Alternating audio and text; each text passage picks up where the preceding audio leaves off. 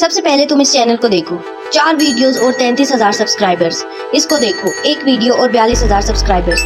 इतना fast grow होने वाला ये 1-2 चैनल नहीं है। इसको देखो, इसको देखो, इसको देखो। अब तुम्हारे दिमाग में बहुत से सवाल आ रहे होंगे। मेरा तो एक ही जवाब है। जब मैंने सर्च किया तो इनमें से कुछ पॉइंट नोट किए कि इन चैनल्स ने इतनी जल्दी कैसे ग्रो किया। कम वीडियो पर हजारों लाखों सब्सक्राइबर्स, जो तुम भी करो और अपना चैनल ग्रो कर सको।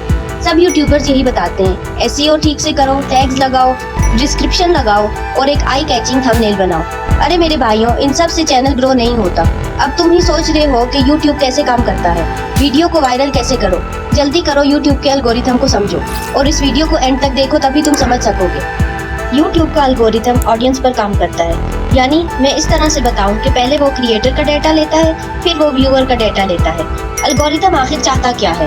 वो क्रिएटर की वीडियो में कौन से पॉइंट देखता है? वो ये पॉइंट्स हैं: वीडियो किस जुबान में है, वीडियो का टाइटल क्या है, वीडियो के डिस्क्रिप्शन में क्या लिखा है, डिस्क्रिप्शन वीडियो से रिलेटेड है भी या नहीं, वीडियो बच्चों के लिए है या बड़ों के लिए, वीडियो पर कितने व्यूज आ रहे हैं, वीडियो के टैग्स क्या हैं, वीडियो की ड्यूरेशन कितनी है, वीडियो का आईपी एड्रेस क्या है, वीडियो किस जगह से देखी जा रही है और वीडियो की कैटेगरी क्या है। अब देखते हैं कि व्यूअर से कौन सा डाटा यूट्यूब कलेक्ट करता है।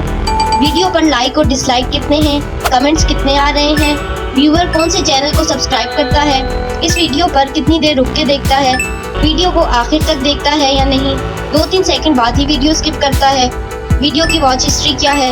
अब तुम्हारे माइंड में ऐसी बहुत सी क्यूरीज आ रही होंगी, यूट्यूब को कौन कौन सी वीडियोस अच्छी या बुरी लगती हैं। अरे भाई, यूट्यूब कोई इंसान तो नहीं जिसकी कोई पसंद और नापसंद हो। एल्गोरिथम वीडियो का डाटा देखता है, यानी कि CTR, ऑडियंस रिटेंशन और वॉच टाइम। CTR यानी कितने लोगों ने क्लिक किया, ऑडियंस रिटेंशन कितने % लोगों ने देखा, वॉच टाइम कितनी देर तक वीडियो को देखा। वीडियो को वायरल करने की इम्पोर्टेंट बात, वीडियो को इंटरेस्टिंग बनाओ, यानी देखने वाले को देखने में इतना मजा आए कि वो पूरी वीडियो को देख कर ही जाए। इसलिए वीडियो की सबसे बेहतरीन एडिटिंग करो। यानी इसकी मिसाल तुम्हें ऐसे दूं, मेकअप और बगैर मेकअप वाली लड़की।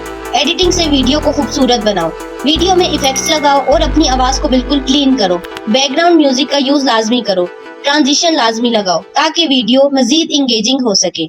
हल्का सा साउंड इफेक्ट लगाओ, मगर ख्याल रखो कि वो ऐसा ना हो कि सुनने वाले को शोर सा महसूस हो।